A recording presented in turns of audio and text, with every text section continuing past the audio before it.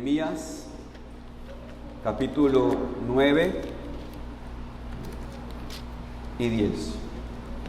Comenzamos en el capítulo 9, versículo 1 en adelante. Dice así la palabra del Señor.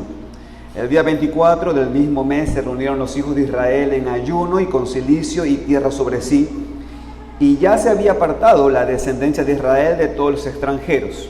Y estando en pie, confesaron sus pecados y las iniquidades de sus padres. Y puestos de pie en su lugar, leyeron el libro de la ley de Jehová su Dios la cuarta parte del día, y la cuarta parte confesaron sus pecados y adoraron a Jehová su Dios. Luego se levantaron sobre la grada de los levitas, Jesúa, Bani, Cadmiel, Sebanías, Buni, Serebías, Bani, Kenani, y clamaron en voz alta a Jehová su Dios. Y dijeron los levitas, Jesúa, Cadmiel, Bani, Asabnías, Serebías, Odías, Sebanías y Petaías: levantaos, bendecid a Jehová vuestro Dios desde la eternidad hasta la eternidad, y bendígase el nombre tuyo, glorioso y alto sobre toda bendición y alabanza. Tú solo eres Jehová. Tú hiciste los cielos y los cielos de los cielos, con todo su ejército, la tierra y todo lo que está en ella, los mares y todo lo que hay en ellos. Y tú vivificas todas estas cosas, y los ejércitos de los cielos te adoran. Tú eres, oh Jehová, el Dios que escogiste a Abraham, y lo sacaste de Ur de los Caldeos, y le pusiste el nombre Abraham. Y hallaste fiel su corazón delante de ti, e hiciste pacto con él para darle la tierra del cananeo, del eteo, del amorreo, del fereceo, del jebuseo y del gergeseo, para darle a su descendencia, y cumpliste tu palabra, porque eres justo. Y miraste la aflicción de nuestros padres en Egipto, y oíste el clamor de ellos en el mar Rojo, e hiciste señales y maravillas contra Faraón, contra todos sus siervos y contra todo el pueblo de su tierra, porque sabías que habían procedido con soberbia contra ellos, y te hiciste nombre grande como en este día. Dividiste el mar delante de ellos, y pasaron por medio de él en seco, y a sus perseguidores echaste en las profundidades como una piedra en profundas aguas. Con columna de nube los guiaste de día, y con columna de fuego de noche, para alumbrarles el camino por donde habían de ir. Y sobre el monte de Sinaí descendiste, y hablaste con ellos desde el cielo, y le diste juicios rectos, leyes verdaderas, y estatutos y mandamientos buenos. Y les ordenaste el día de reposo, santo para ti, y por mano de Moisés tu siervo les prescribiste mandamientos, estatutos y la ley. Les diste pan del cielo en su hambre, y en su sed les sacaste aguas de la peña. Y les dijiste que entrasen a poseer la tierra, por lo cual alzaste tu mano y juraste que se la darías. Mas ellos y nuestros padres fueron soberbios, y endurecieron su cerviz, y no escucharon tus mandamientos. No quisieron oír, ni se acordaron de tus maravillas que habías hecho con ellos. Antes endurecieron su cerviz, y en su rebelión pensaron poner caudillo para volverse a su servidumbre. Pero tú eres Dios que perdonas, clemente y piadoso, tardo para la ira y grande misericordia, porque no los abandonaste. Además, cuando hicieron para sí becerro de fundición y dijeron, este es tu Dios que te hizo subir de Egipto, y cometieron grandes abominaciones, tú con todo, por tus muchas misericordias, no los abandonaste en el desierto. La columna de nube no se apartó de ellos de día para guiarlos por el camino, ni de noche la columna de fuego para alumbrarles el camino por el cual habían de ir. Y enviaste tu buen espíritu para enseñarles, y no retiraste tu maná de su boca, y agua le diste para su sed. Los sustentaste 40 años en el desierto. De ninguna cosa tuvieron necesidad, sus vestidos no se envejecieron, ni se hincharon sus pies. Y le diste reinos y pueblos, los repartiste por distritos, y poseyeron la tierra de Seón, la tierra del rey de Esbón, y la tierra de Og, rey de Basán. Multiplicaste sus hijos como las estrellas del cielo, y los llevaste a la tierra de la cual habías dicho a sus padres que habían de entrar a poseerla. Y los hijos vinieron y poseyeron la tierra, y humillaste delante de ellos a los moradores del país, a los cananeos, los cuales entregaste en su mano, y a sus reyes, y a los pueblos de la tierra, para que hiciesen de ellos como quisieran. Y tomaron ciudades fortificadas y tierra fértil, y heredaron casas llenas de todo bien, cisternas hechas, vinas y olivares, y muchos árboles frutales. Comieron, se saciaron, se deleitaron en tu gran bondad, pero te provocaron a ir, y se rebelaron contra ti, y echaron tu ley tras sus espaldas, y mataron tus profetas que protestaban contra ellos para convertirlos a ti, e hicieron grandes abominaciones. Entonces los entregaste en manos de sus enemigos, los cuales los afligieron. Pero en el tiempo de su tribulación clamaron a ti, y tú desde los cielos oíste. Y según tu gran misericordia les enviaste libertadores para que los salvasen de manos de sus enemigos. Pero una vez que tenían paz, volvían a hacer lo malo delante de ti. Por lo cual los abandonaste en manos de sus enemigos que los dominaron. Pero volvían y clamaban otra vez a ti, y tú desde los cielos los oías. Y según tus misericordias muchas veces los libraste. Les amonestaste a que se volviesen a tu ley. Mas ellos se llenaron de soberbia y no oyeron tus mandamientos, sino que pecaron contra tus juicios, los cuales, si el hombre hiciere, en ellos vivirá. Se rebelaron, endurecieron su cerviz y no escucharon. Les soportaste muchos años y les testificaste con tu espíritu por medio de tus profetas, pero no escucharon, por lo cual los entregaste en mano de los pueblos de la tierra. Mas por tus muchas misericordias no los consumiste, ni los desamparaste, porque eres Dios clemente y misericordioso.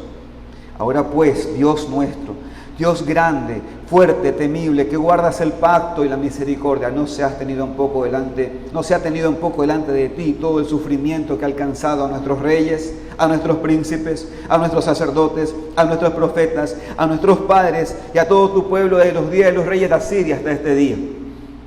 Pero tú eres justo en todo lo que ha venido sobre nosotros, porque rectamente has hecho, mas nosotros hemos hecho lo malo. Nuestros reyes, nuestros príncipes, nuestros sacerdotes y nuestros padres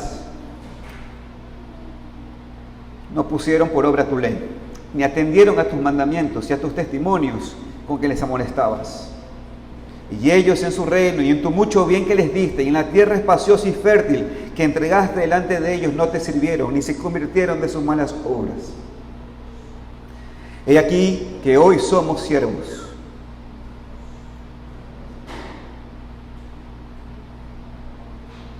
Henos aquí, siervos en la tierra que diste a nuestros padres, para que comiesen su fruto y su bien.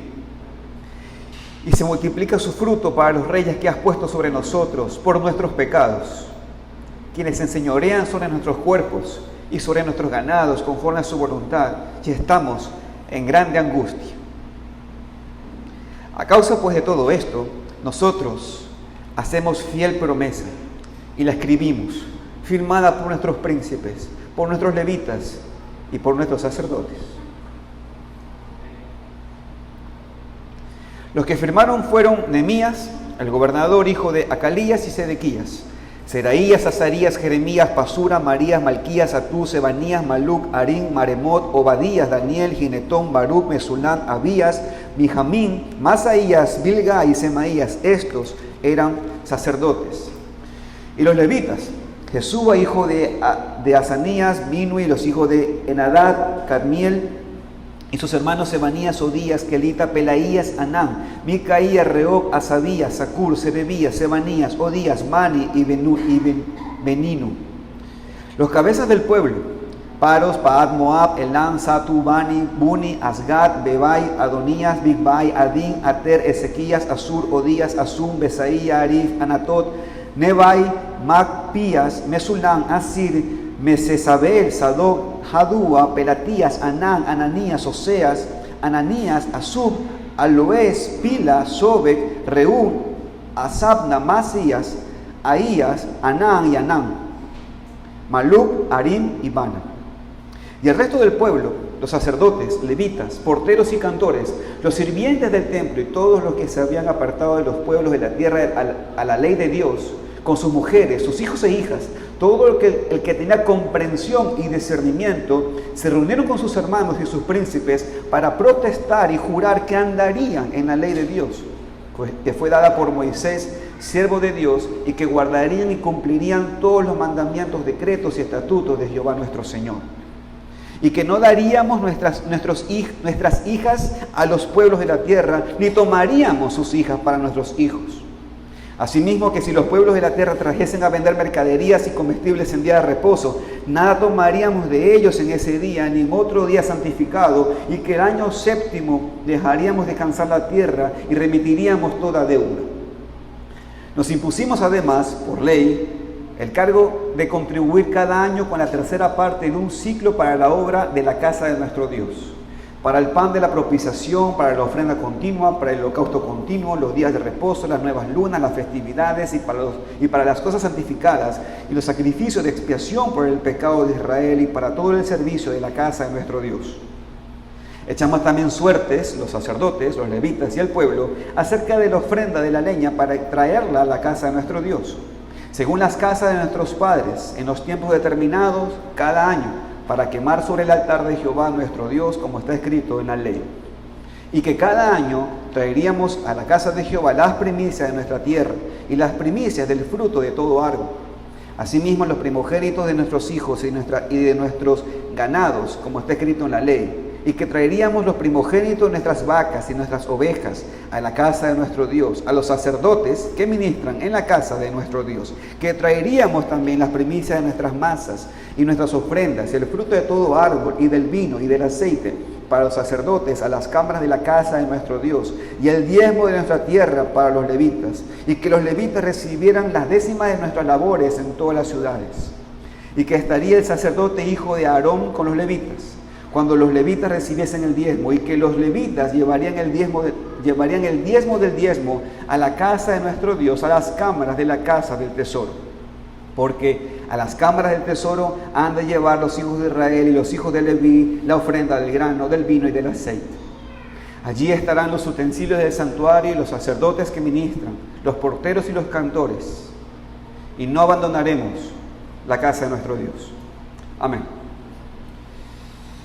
La semana pasada dejamos al pueblo de Israel regocijándose en su salvación, disfrutando el inicio de un avivamiento que empezó con la predicación correcta de la palabra de Dios y la respuesta correcta del pueblo de Dios. Ellos habían pedido que Esdras trajeran el libro de la ley y habían puesto atención por 5 o 6 horas mientras la palabra era explicada. Como reacción natural, empezaron a mostrar ellos tristeza y arrepentimiento por sus pecados.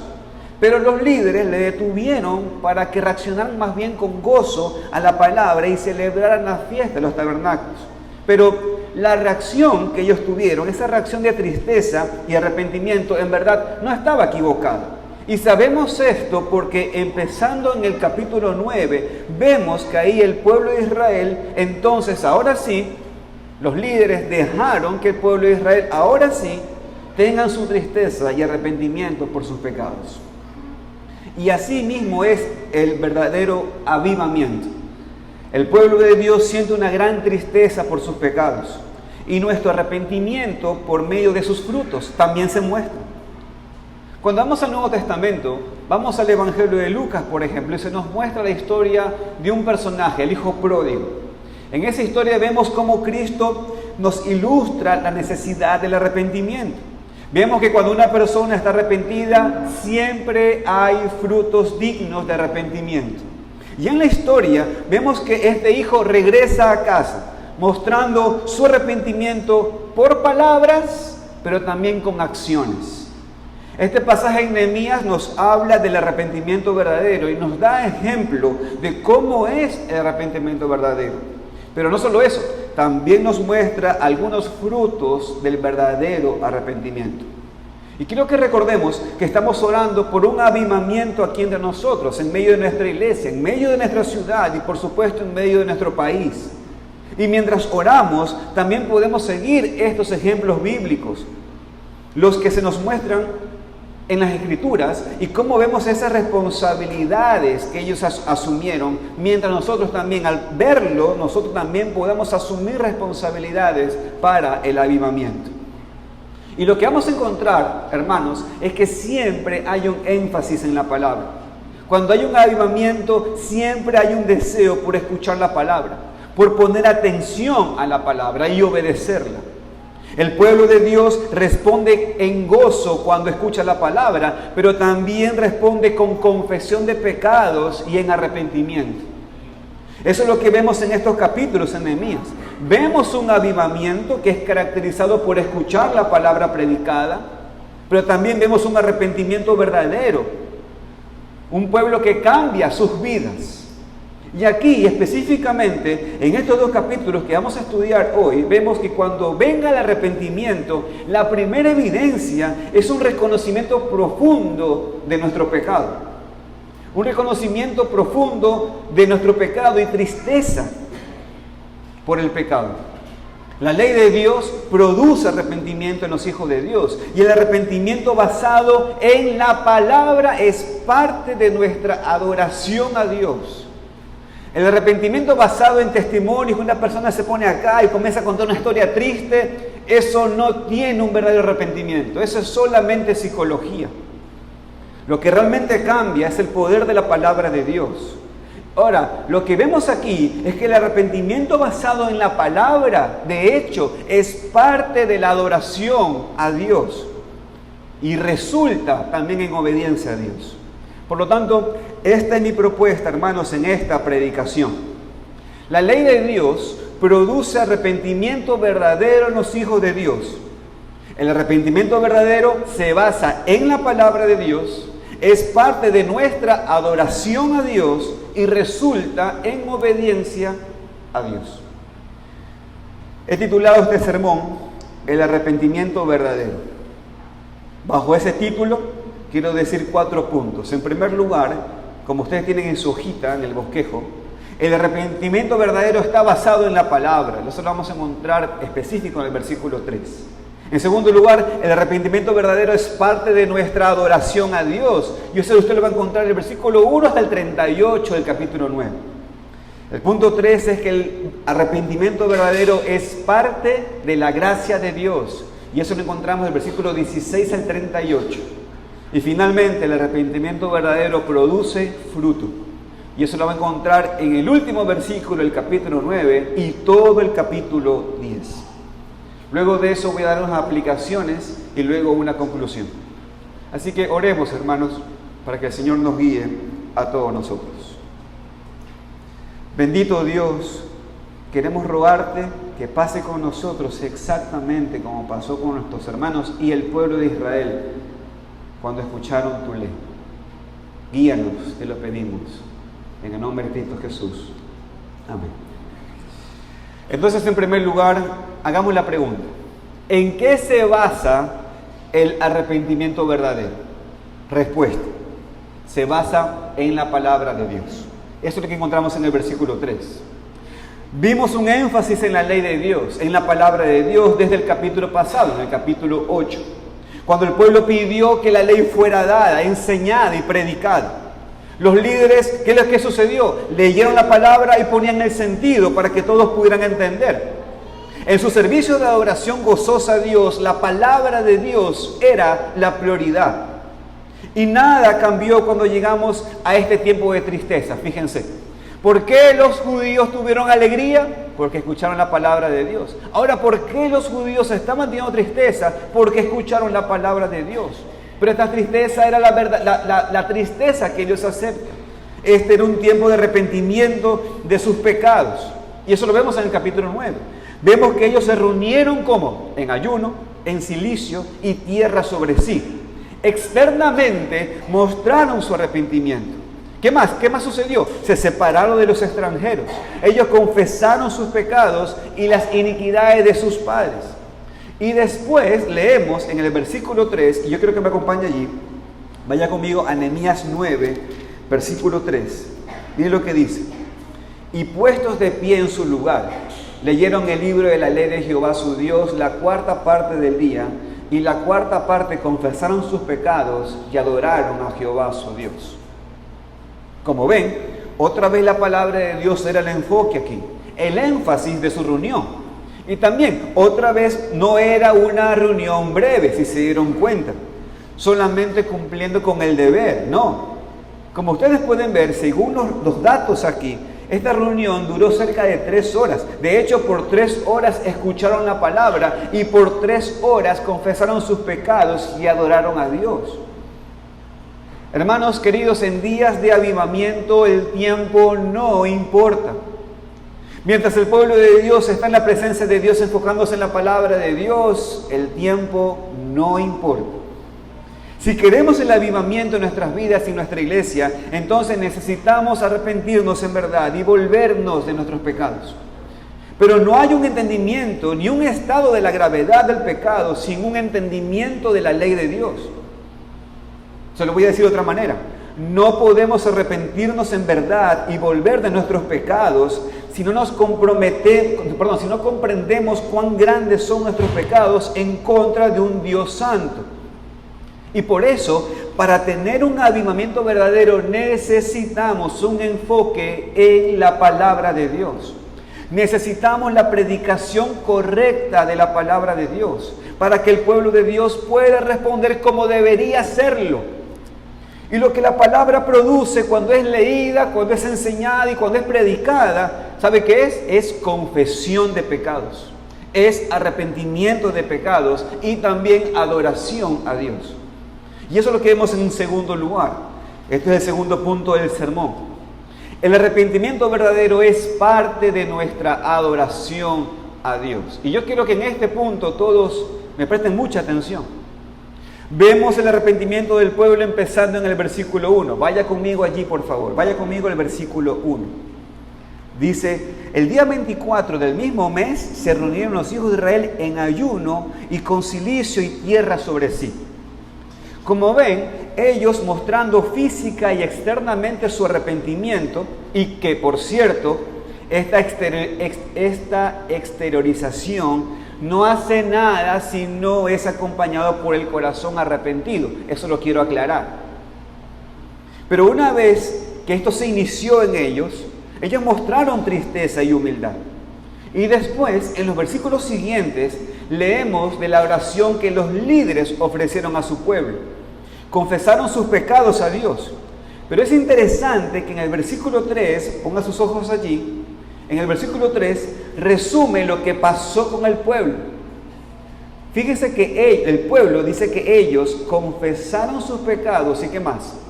Adoraron a Jehová su Dios. El punto aquí es que ellos no tenían un tiempo de confesión aparte y después empezaron a adorar a Dios. No, mis hermanos. Lo que el texto nos narra es que su confesión de pecados es su arrepentimiento. Ese arrepentimiento era parte de la adoración a Dios. Así es con el arrepentimiento verdadero.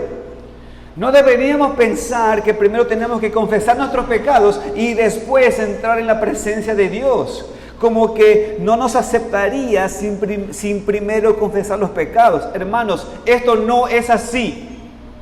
Los que han creído en Cristo, el Hijo de Dios, como su único Señor y Salvador de sus vidas, tenemos que recordar que hemos sido justificados, que Dios nos ve en Cristo, Él nos ve puros, nos ve limpios y que tenemos acceso constante, que vivimos bajo la presencia favorable de Dios por Cristo, nuestro mediador.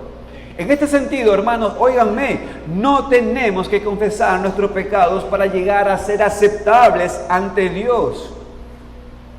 Y solamente después poder adorarle y disfrutar su presencia. No, hermanos, como cristianos, siempre somos aceptables a Dios.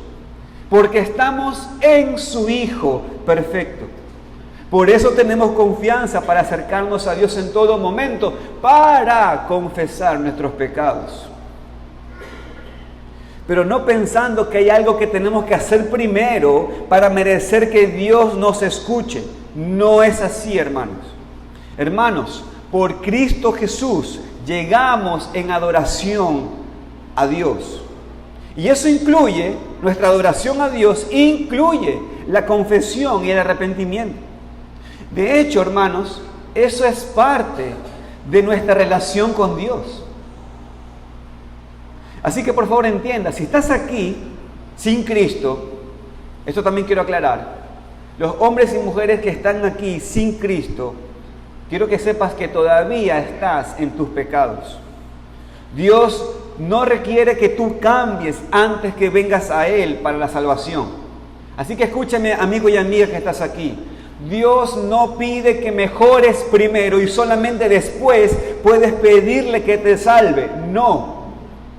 Él te manda que tú reconozcas tus pecados y que corras a Él, porque no hay no hay salvación fuera de Él. Y no hay nadie más que te pueda cambiar. Así que no pienses primero, tengo que cambiar para luego ir a Él. Dios quiere toda la gloria y Él quiere glorificarse en ti. Él quiere que vengas así, como alguien me dijo, hediondo en tus pecados, ven al Señor, que Él te limpiará y Él tendrá la gloria. Ahora, vemos la oración misma, ¿no es cierto? La oración empieza en el versículo 6 y continúa hasta el fin del capítulo. Es una oración de adoración a Dios, de confesión de pecados y de petición por sus necesidades. Ahora fíjense, empieza con adoración. Fíjense por favor los versículos 5 al 7. Y fíjense que después continúa con lo que Dios había hecho con su pueblo. De hecho, después del versículo 7 va a hablar de la historia de Israel. Pero por ahora quiero que se enfoque en el versículo 5 al 7. Miren lo que dice. Y dijeron los levitas, Jesúa, Cadmiel, Bani, Hasabnías, Serebías, Odías, Sebanías y Petaías: levantaos, bendecid a Jehová vuestro Dios desde la eternidad hasta la eternidad, y bendígase el nombre tuyo, glorioso y alto sobre toda bendición y alabanza. Tú solo eres Dios, tú hiciste los cielos y los cielos de los cielos, con todo su ejército, la tierra y todo lo que está en ella, los mares y todo lo que hay en ellos. Y tú vivificas todas estas cosas, y los ejércitos de los cielos te adoran. Tú eres, oh Jehová, el Dios que escogiste a Abraham, y lo sacaste de Ur de los Caldeos, y le pusiste el nombre de Abraham. Fíjense que en esta oración, hermanos, no empezó su enfoque en el pueblo. En esta oración no empezó su enfoque en sus necesidades. Ellos se enfocaron ni en sus pecados. No, los levitas empezaron diciendo, levantaos, bendecid a Jehová vuestro Dios desde la eternidad hasta la eternidad, y bendigas el nombre tuyo, glorioso y alto sobre toda bendición y alabanza. Tú solo eres Jehová, tú hiciste los cielos y los cielos de los cielos. Y se dan cuenta, ellos empezaron meditando en Dios, en quién es Él, alabándole por ser Dios, por ser el creador de todo, por ser el Dios de Israel, el Dios de la bendición para su pueblo. En toda esta oración, hermanos, quiero que vean que hay un enfoque en Dios y en su fidelidad para con su pueblo. La oración siempre debe empezar entonces ¿cómo? Con adoración. Aun cuando venimos para confesar nuestros pecados a Él, venimos orando, comenzando con adoración. Pero también vemos que había confesión específica del pecado. Esto es interesante. Aún con todo el poder de Dios mostrado para con ellos, el pueblo de Israel, ¿sabe qué sucedió? Lo leímos, ¿no? Vivían en desobediencia y en rebeldía. Leamos empezando, hermanos, los versículos 16 al 17. Acompáñenme allí. Luego vamos a saltar al versículo 26 al 29. Vaya conmigo el versículo 16 hasta el 17. Dice el texto: mas ellos y nuestros padres fueron soberbios y endurecieron su cerviz y no escucharon tus mandamientos. No quisieron oír ni se acordaron de tus maravillas que habías hecho con ellos. Antes endurecieron su cerviz y en su rebelión pensaron poner caudillo para volverse a su servidumbre. Ahora vaya conmigo a los versículos 26 hasta el 29. Dice el texto: pero te provocaron a ira y se rebelaron contra ti y echaron tu letra a sus espaldas y mataron a tus profetas que protestaban contra ellos para convertirlos a ti. Hicieron grandes abominaciones. Entonces los entregaste en manos de sus enemigos, los cuales los afligieron. Pero en el tiempo de su tribulación clamaron a ti y tú desde los cielos los oíste. Y según tu gran misericordia les enviaste libertadores para que los salvasen de manos de sus enemigos. Pero una vez que tenían paz, volvían a hacer lo malo delante de ti, por lo cual los abandonaste en manos de sus enemigos que los dominaron. Pero volvían y clamaban otra vez a ti, y tú desde los cielos los oías, y según tus misericordias muchas veces los libraste. Les amonestaste a que se volviesen a tu ley, mas ellos se llenaron de soberbia, y no oyeron tus mandamientos, sino que pecaron contra tus juicios, los cuales, si el hombre hiciere, en ellos vivirá. Se rebelaron, endurecieron su cerviz y no escucharon. Ahora, hermanos, Vamos a enfocarnos en un momento en la misericordia de Dios cada vez que su pueblo se rebeló, sin duda. Pero yo quiero que se fijen que primero en el hecho de que esta oración es muy clara y específica. ¿Se dieron cuenta? Ellos confesaron los pecados del pueblo, sí. Ellos oyeron con atención. Ellos cuentan exactamente lo que habían hecho. Exactamente los pecados que habían cometido. ¿Se dieron cuenta? Y esto es algo, hermanos, que debemos aprender a hacer. Hermanos, óiganme. Necesitamos aprender de este ejemplo bíblico. El pueblo de Dios necesita confesar sus pecados y confesarlos específicamente. Es por eso que cuando hacemos la cena del Señor, nosotros como iglesia, nuestra característica como iglesia, y seducidos obviamente por la palabra de Dios y los ejemplos y los testimonios, óiganme, por eso es que nosotros en la cena del Señor leemos la ley en nuestra liturgia de la cena del Señor. ¿Para qué? Para ayudarnos a confesar que Dios no miente y que todos nosotros somos mentirosos. Por eso leemos la ley de Dios. Para adorar a Dios mostrando que Él es santo y nosotros no.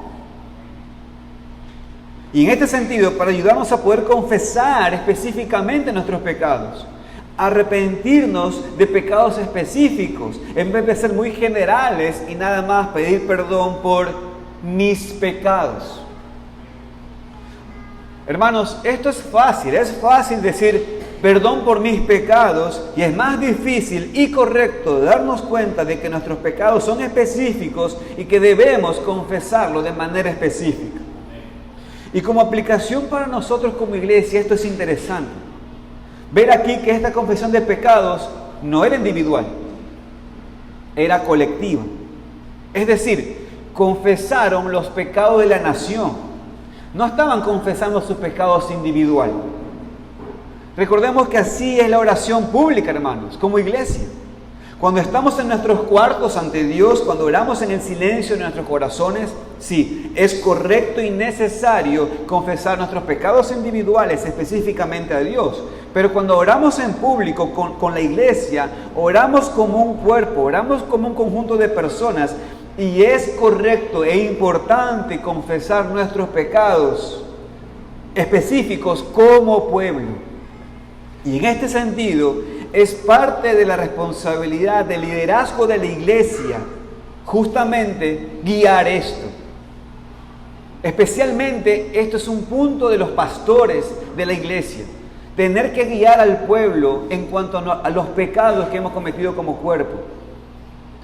El liderazgo debe orar en nombre del pueblo. Y el pueblo a esas cosas debe decir amén. Porque aunque no somos culpables por los pecados de otros, hermanos, sí nos afectan los pecados de otros. Si ustedes se dieron cuenta en esta lectura, los pecados de sus antepasados habían afectado a esa generación de judíos. Ellos no eran culpables por los pecados de sus padres, pero estaban viviendo la consecuencia de esos pecados. Y así es, porque los pecados de los padres afectan a los hijos.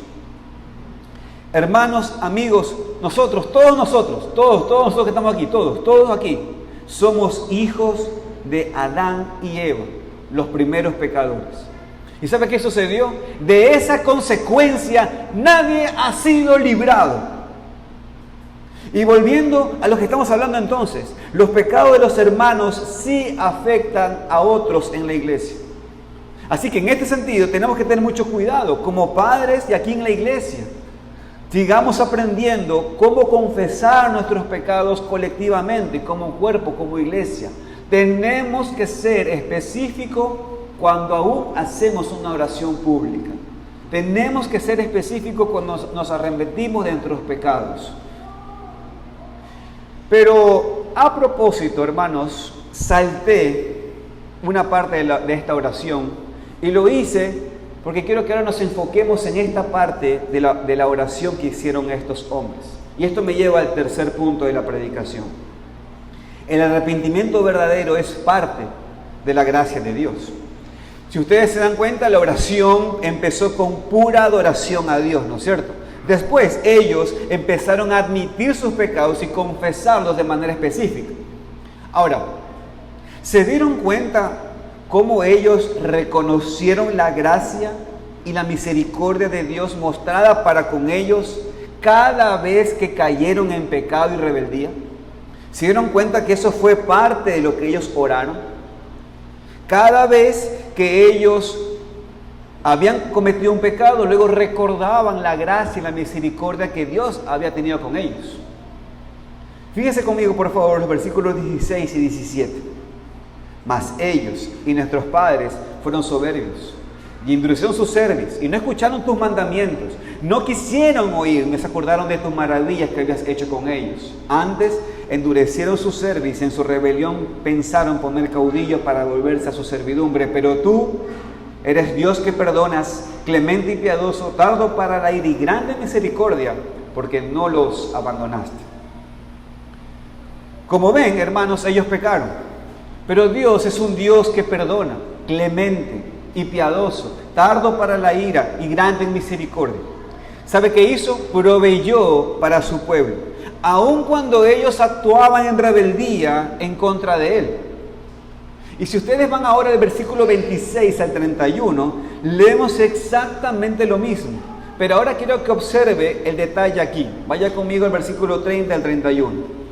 Dice el texto: les soportaste por muchos años y les testificaste con tu espíritu por medio de tus profetas, pero no escucharon. Por lo cual les entregaste en mano de los pueblos de la tierra.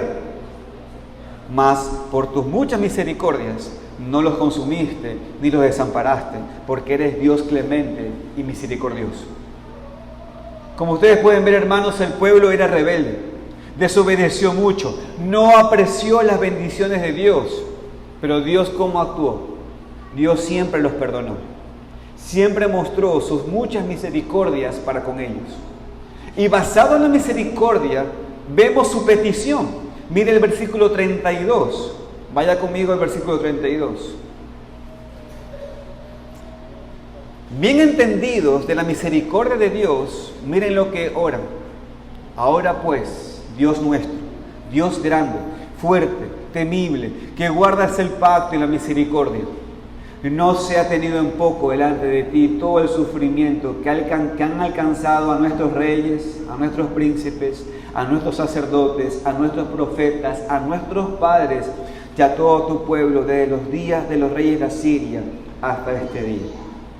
Como ven, hermanos, ellos pidieron misericordia otra vez, pero lo hicieron con confianza, porque basaron su petición en la adoración a Dios, en quién es Dios. Y confiadamente pidieron por misericordia, porque habían visto tanta misericordia de Dios en el pasado. Y hermanos, nosotros también podemos confesar nuestros pecados y arrepentirnos en confianza. ¿Basado en qué? Basado en el hecho de que nuestro Dios es misericordioso. Pero la misericordia de Dios, hermanos, escúchenme, no es imaginaria, sino que la misericordia de Dios es basándose todo en el hecho de que Él nos ha salvado. Que como sus hijos adoptados, estamos como sus hijos para siempre. ¿Y por qué? Por la obra de Cristo. Basamos todo, hermanos, en la misericordia de Dios a través de su Hijo Jesucristo, quien pagó por todas nuestras deudas. Y por eso el arrepentimiento no es algo que tenemos que temer. De hecho, el arrepentimiento es parte de la gracia de Dios. Y su perdón, hermanos, es seguro, porque no depende de ti, sino que siempre dependió de la obra de su Hijo Jesucristo. Así que, óiganme todos aquí, por favor, todos préstenme mucha atención. Creo que hay personas que temen confesar sus pecados porque están esperando las peores consecuencias posibles, porque están esperando castigo.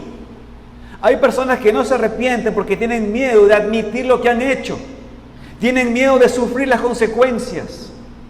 Pero si eres un cristiano, escúchame, Cristo ya ha sufrido todo el castigo que mereces. Es verdad, hay consecuencias temporales, sin duda, pero no hay un castigo eterno. No hay condenación para los que están en Cristo Jesús. Podemos confesar nuestros pecados y arrepentirnos, porque nuestro Dios es misericordioso. Tenemos confianza basada en lo que Dios ha hecho en el pasado, en cómo es ahora, y porque Él no cambia nunca. Hermanos, el arrepentimiento es gracia de Dios, es parte de la gracia de Dios, porque Dios es un Dios que perdona. Dios es clemente y piadoso. Él es tardo para la ira y grande en misericordia. Así que, hermanos, tengan confianza en nuestro Dios. Confiemos en su gracia y misericordia para con nosotros, sus hijos amados.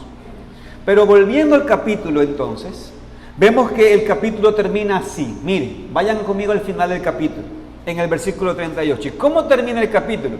El capítulo termina con una promesa. Fíjense cómo es la cosa, ¿no? Leyeron la ley de Dios, ¿se acuerdan? En el capítulo 8. Se dieron cuenta del gran pecado que habían cometido contra Dios, ¿no es cierto? Ahora en el capítulo 9 ellos confiesan sus pecados, y luego que confiesan sus pecados, piden al Señor misericordia y gracia de vuelta. ¿Y cómo termina? Miren el versículo 38. A causa pues de todo esto, nosotros hacemos fiel promesa y la escribimos, firmada por nuestros príncipes, por nuestros levitas y por nuestros sacerdotes. Hermanos, esto es tremendo, ¿eh? Esto es tremendo. Y hermanos, esto no es menor. Porque vemos que esto es parte del fruto del arrepentimiento que ya vamos a desarrollar en el capítulo 10. Pero debemos ver este versículo, hermano, como importante en el hecho de su arrepentimiento. Hermanos, escúchenme, estos hombres se entregaron a la gracia de Dios. Y debido a esa misericordia de Dios hacia ellos, ¿saben qué hicieron? Ellos responden comenzando con una declaratoria de mantenerse en justicia, de mantenerse fieles, de no poner su mira atrás. El versículo 38 es una declaración de no volver atrás. Y eso es el comienzo y es uno de los frutos del arrepentimiento. Y esto me lleva entonces al último punto del sermón. El arrepentimiento verdadero produce frutos. Y ese punto lo hemos desarrollado en todo el capítulo 10. Cuando vamos al capítulo 10, el capítulo 10 nos dice lo que prometieron, pero de manera específica, ¿me entienden? El versículo 38 del capítulo 9 es lo que prometieron juntos, pero ahora en el capítulo 10 es lo que prometieron de manera específica. Dicho de otra manera, el capítulo 10 es el desarrollo de lo que firmaron en el último versículo del capítulo 9. Así que vemos que el arrepentimiento verdadero produce frutos. El Nuevo Testamento, hermanos, habla en varios lugares de frutos dignos de arrepentimiento.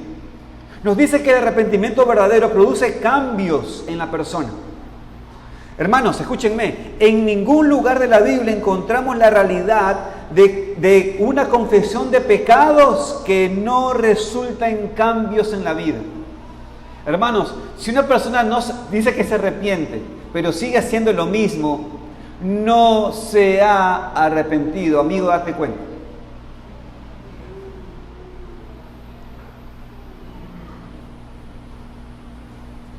Esto es así. Esto es así. Hermanos, la voluntad de Dios no es mística. La voluntad de Dios es revelada en las Escrituras. No es mística.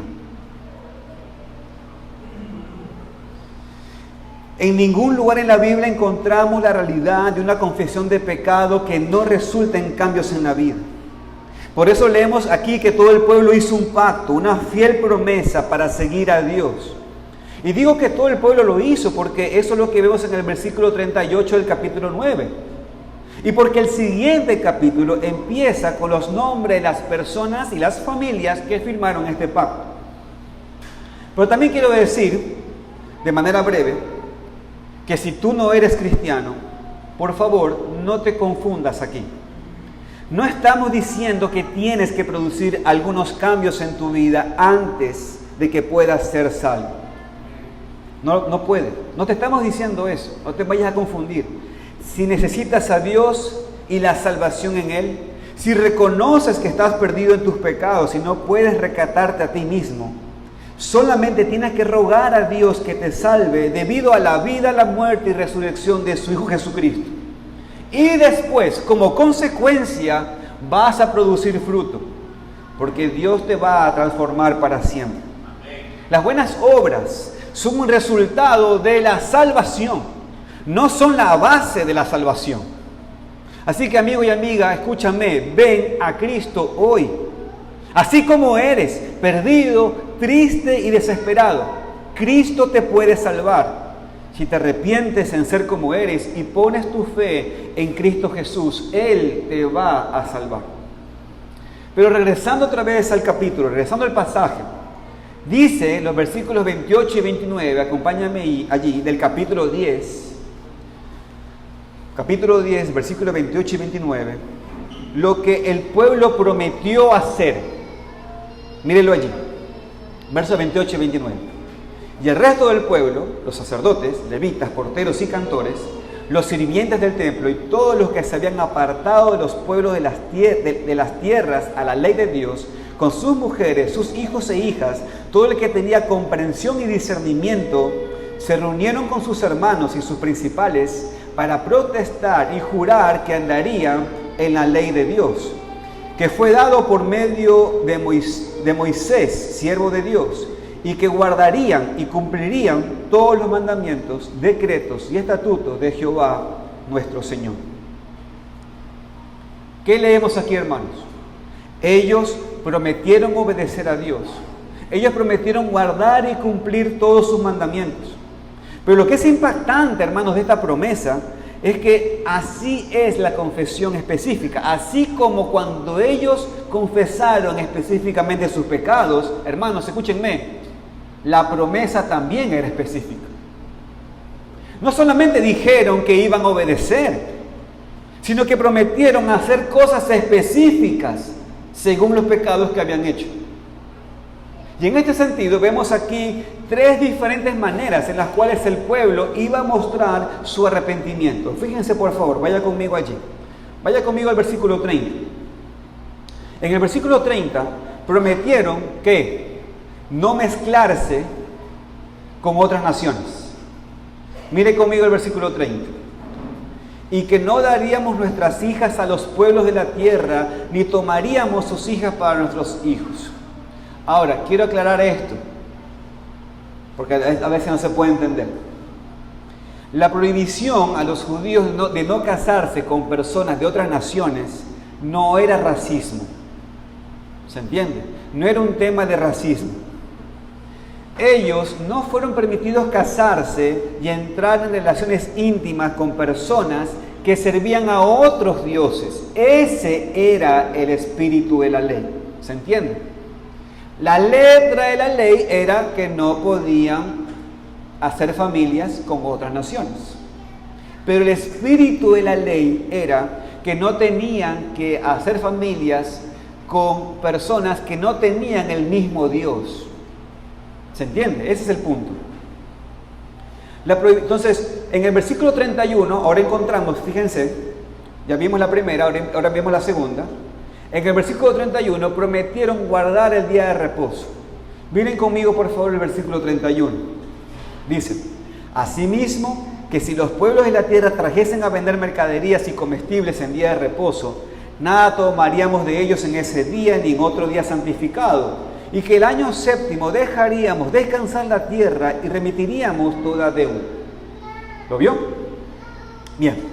Ahora, estos judíos reconocieron que el día de reposo era algo serio y ni iban a permitir a personas a venir y vender en este día, porque era día de reposo para el pueblo de Dios. Y ahora bien, lo tercero que ellos prometieron específicamente cambiar en sus vidas está en los versículos 32 al 39. En estos versículos vemos diferentes maneras en las cuales ellos prometieron cuidar la casa de Dios, específicamente por medio de sus ofrendas, primicias y diezmos. Entonces, hermanos, Para ser muy prácticos, para aprender cómo aplicar la palabra en nuestras vidas, podemos pensar en 3 maneras en las cuales nosotros podemos mostrar nuestro arrepentimiento verdadero para con Dios. Porque reconocemos, una vez más, que es muy fácil para nosotros decir con la boca que estamos arrepentidos, ¿no es cierto? Que estamos tristes por lo que hemos hecho, ¿no es cierto? Pero el arrepentimiento verdadero, hermanos, produce fruto. Entonces, permítanme entonces ahora darles unas aplicaciones de este capítulo que hemos visto y específicamente de los cambios que hicieron según el pueblo de Dios aquí.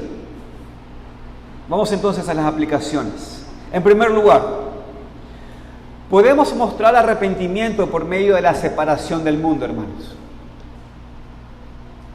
¿Me oyó? Podemos mostrar arrepentimiento por medio de la separación del mundo. Por supuesto, escúchame todos, vivimos en el mundo, pero no somos del mundo. Vivimos en este mundo y trabajamos y pasamos nuestras vidas aquí. Pero no somos parte del sistema que resiste a Dios. Y eso es lo que tenemos que entender. ¿Me entienden? El día de ayer estaba en Quito y un hermano joven me pregunta: ¿puedo escuchar música que no es llamada cristiana?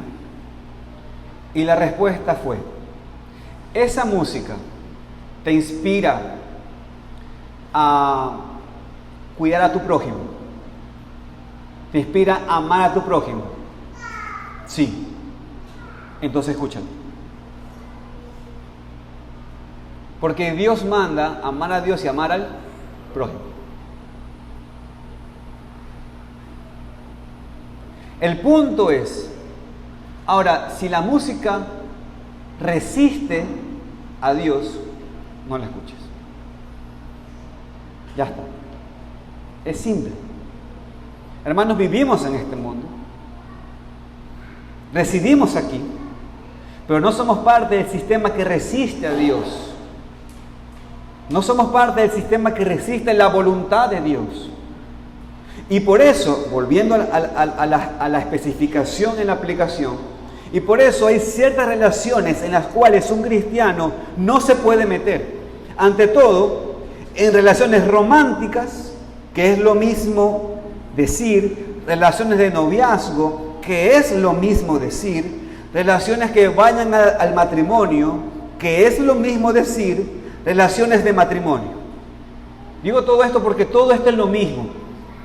No hay un tema de un vacile. Eso es pecado. Porque tenemos que hacer la voluntad de Dios. La voluntad de Dios no es mística. Ahora vuelva conmigo a esto. Ningún cristiano tiene derecho de salir con un incrédulo. Y no tiene derecho a casarse con un incrédulo. Los judíos reconocieron que esto había sido parte o gran parte del problema que ellos tuvieron a través de la historia. El hecho de mezclarse con naciones que los tentaban a salirse del camino de Dios. Ellos estaban siendo tentados al gran peligro de huir de ser fiel al único Dios verdadero. Por eso Pablo en el Nuevo Testamento repite este mismo mandamiento en 2 Corintios 6:14, que dice: no os unáis en yugo desigual con los incrédulos. Y esto tiene una razón fundamental en el nuevo pacto. Dios en el nuevo pacto estableció una nueva casa, una nueva nación, el verdadero Israel de Dios.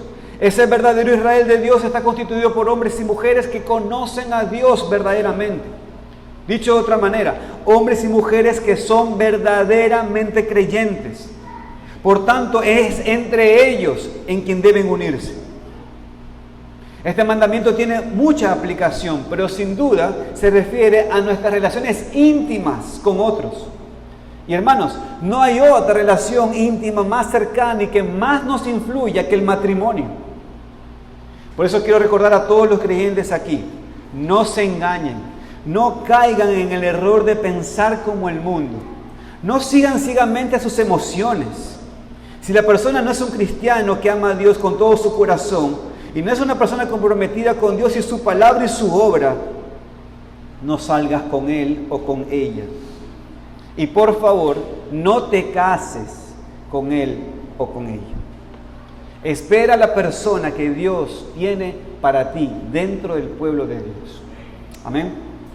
De la misma manera también, si queremos mostrar nuestro arrepentimiento por su fruto, según este texto, podemos enfocarnos en guardar el día de reposo. Y ante todo, lo que estos judíos, hermanos, prometieron muestra su entendimiento de la importancia de guardar el espíritu de la ley y no solamente la letra. Y esto es lo que quiero que hagamos también, hermanos. Fíjense, ustedes saben que creo fuertemente en la importancia de entender y guardar el cuarto mandamiento. Entiendo que no lo guardamos exactamente de la misma manera como los israelitas. Pero puesto que es un mandamiento y un mandamiento basado en la creación y no solamente en la ley de Israel, estoy convencido, hermanos, que la iglesia de Cristo hoy necesita tomar en serio este mandamiento. Así como nuestros antepasados en la fe a través de la historia. Hermanos, los judíos en su ley tuvieron un mandamiento importante: guarda el día de reposo. Estoy hablando de los judíos, no estoy hablando del universo en la creación, ustedes ya lo saben eso en Génesis 1. Estoy apuntando a los judíos. Dios a los judíos de manera escrita le dijo: guarda el día de reposo. El día de reposo era una sombra de Cristo. Ellos tenían que ver ese día de reposo. Ellos miraban eso que venía. Y un día vino este hombre y dijo: venid todos los que están cansados y cargados, que yo os haré descansar. Cristo era el día de reposo para los judíos. En Él ellos podían descansar. Pero asimismo Cristo es el reposo para todo el universo. Por eso dice el texto en Hebreos 4:10, porque el que ha entrado en su reposo, esto es Cristo, también ha reposado en sus obras, como Dios de las suyas. Dios el Padre terminó la creación y luego de eso, dice Génesis 1, Él descansó de sus obras. Dios el Hijo terminó la nueva creación cuando resucitó y se presentó ante el Padre. Y ahí terminó sus obras de nueva creación. El pueblo de Cristo guarda el reposo cristiano en el día cuando Cristo terminó sus obras. Para nosotros, nuestro deber es guardar el día domingo, el día de la resurrección de Cristo. Pero no solo es un deber, mis queridos hermanos. Necesitamos conectar este mandamiento con lo que vimos la semana pasada. Hermanos, el gozo de nuestra salvación es nuestra fuerza. En este hermoso día debemos vernos gozosos, hermanos, porque estoy seguro que esto resultará en más obediencia y más descanso verdadero los domingos. Estoy interesado, hermanos, en que obedezcamos la ley de Dios, pero no sin el espíritu de la ley. No solamente la letra, sino con el espíritu de la ley. Tal vez los israelitas aquí no estaban técnicamente quebrantando la ley, pero fíjense, ellos reconocían que por permitir a que estos vendedores se acerquen a comerciar, ellos se dieron cuenta que comenzaron a quebrar el espíritu de la ley. Es por eso que fueron en ese sentido a rajatablas, que ni siquiera vengan a vender cosas. Y puede, hermanos, esto pasar lo mismo con nosotros. Tal vez muchos de nosotros técnicamente no desobedecemos el mandamiento. Es decir, tal vez muchos de nosotros no estamos trabajando como lo hacemos en la semana, no estamos trabajando en el día domingo. Tal vez muchos de nosotros venimos a la iglesia, pero necesitamos estar seguros que estamos entendiendo y obedeciendo el espíritu de la ley, de que un día de cada 7 es diferente, es totalmente diferente al resto de los días. Es especial, hermanos, para enfocarnos en Dios de manera colectiva y reunirnos entonces con el pueblo de Dios para escuchar y aprender la palabra de Dios. Hermanos, escúchenme. Es el día cuando hacemos campamento alrededor del púlpito. Y también aquí vemos que deberíamos tener cuidado de aquellos que nos influirían en no santificar el día de reposo. Mis hermanos queridos, tengo que meterme en esto. Y lo voy a hacer obviamente porque honro a Dios y también los amo. A veces son nuestros propios familiares, a veces son nuestros amigos, a veces son cristianos, a veces son incrédulos, los que nos influyen a no guardar el día del Señor. Pero ¿qué aprendemos de este texto? Aprendemos que el pueblo de Israel aprendió la importancia de no permitir que otra persona determine cómo guardas el día de reposo. ¿Se dieron cuenta? Puede ser que a veces tu esposa no entienda, puede ser que a veces tus hijos no entiendan, pero óigame hermano, debes obedecer a Dios antes que a los hombres. Necesitamos examinarnos cómo guardamos el día de reposo. Esto es sumamente importante.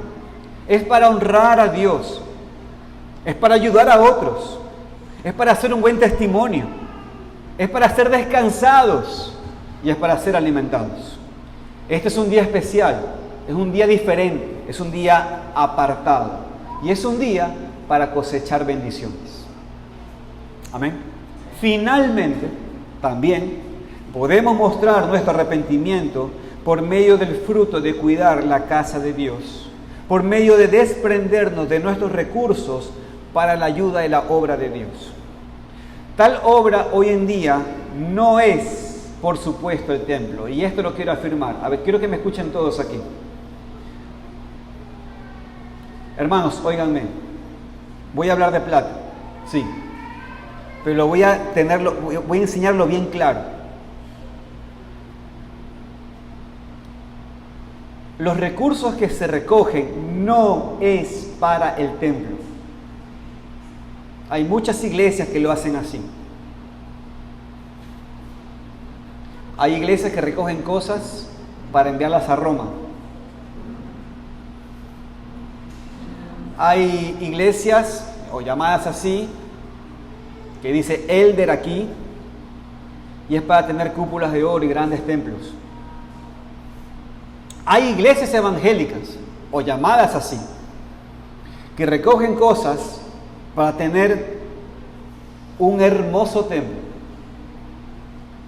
Hermanos, los recursos de Dios no son para encaminarlos al templo. Es verdad, el templo necesita, o mejor dicho, el lugar donde nos reunimos, necesita administración. Por ejemplo, aquí tenemos 2 lámparas que hace un par de semanas, ya hace rato de hecho, se apagaron. Una aquí y otra acá. No se da cuenta porque tenemos muchísima luz, pero hay 2 que ya se extinguieron. Esas cosas hay que cambiarlas, normal. Y de la administración de los recursos se hace eso. Se pueden usar para suplir necesidades del templo. Pero hermanos, es la iglesia en sí misma la que tiene necesidades, no el templo. El trabajo de nuestras manos y la ofrenda de aquello muestra el fruto de nuestro arrepentimiento.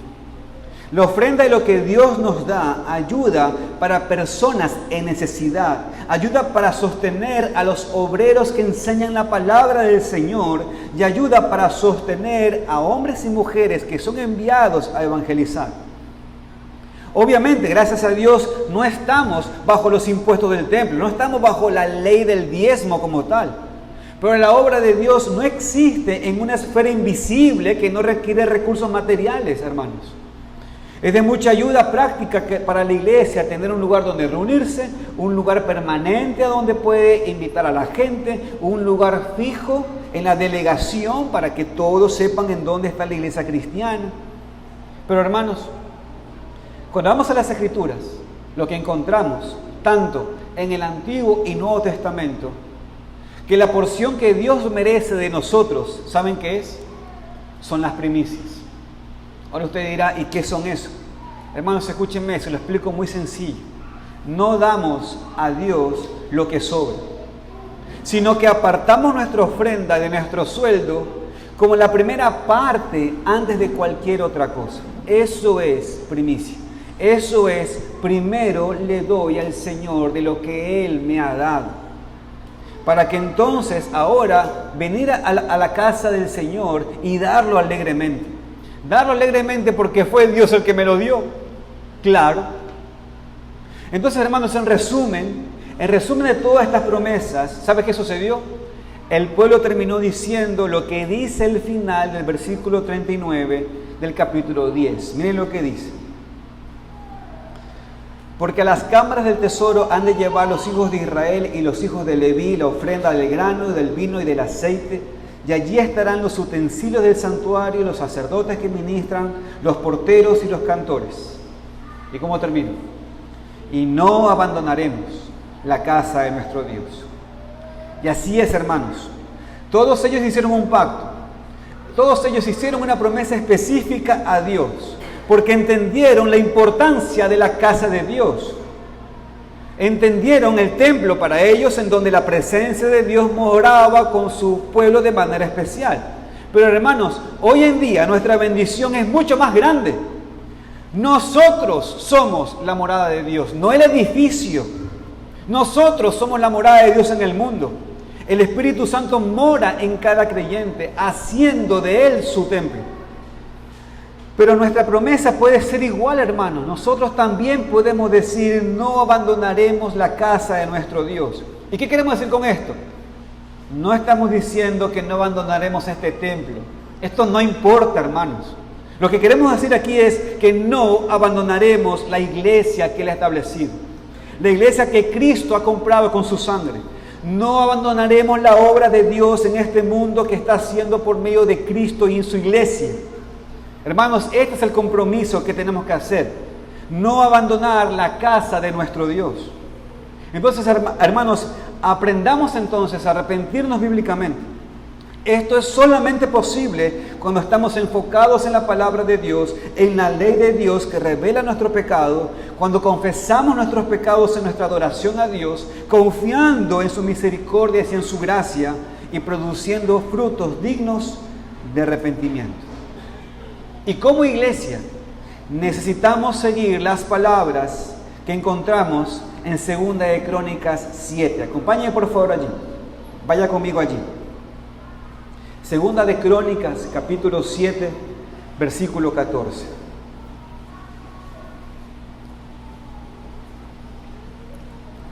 Segunda de Crónicas, capítulo 7, versículo 14.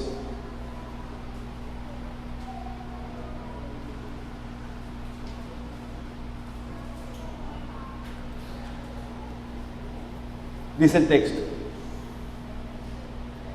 si se humillare mi pueblo, sobre el cual mi nombre es invocado, llorare y buscare mi rostro, y se convirtieren de sus malos caminos, entonces yo iré desde los cielos y perdonaré sus pecados y sanaré su tierra. Hermanos, escúchenme. Esta no es una promesa para un país físico. Nunca lo fue. Esta no es una promesa para un país físico, sino para el pueblo de Dios en todos lados. Es la promesa de Dios para nuestra iglesia. Si nosotros nos humillamos con la palabra de Dios en mano, escuchándola y obedeciéndola, invocando el nombre de Dios y orando a Él, en verdad, si buscamos su rostro en arrepentimiento verdadero, mostrado por medio de convertirnos de los malos caminos, entonces Él nos oirá desde los cielos, perdonará nuestros pecados y, escúchenme, y sanará nuestra iglesia. En este sentido, hermanos, que sigamos orando por avivamiento. Hermanos, pero que también hagamos nuestra parte. Tenemos que orar por esto, pero también tenemos que hacer nuestra parte. Que la palabra de Dios, hermanos, sea nuestra prioridad. Que tengamos el gozo al escucharla, al estudiarla. Que permitamos que nos lleve al arrepentimiento verdadero, un arrepentimiento basado en la palabra y que resulte en obediencia a Él. En conclusión, hermanos, la ley de Dios produce arrepentimiento verdadero en los hijos de Dios. El arrepentimiento verdadero se basa en la palabra de Dios. Es parte de nuestra adoración a Dios. y resulta en obediencia a Dios. Que el Señor, hermanos, sea glorificado. Vamos a orar.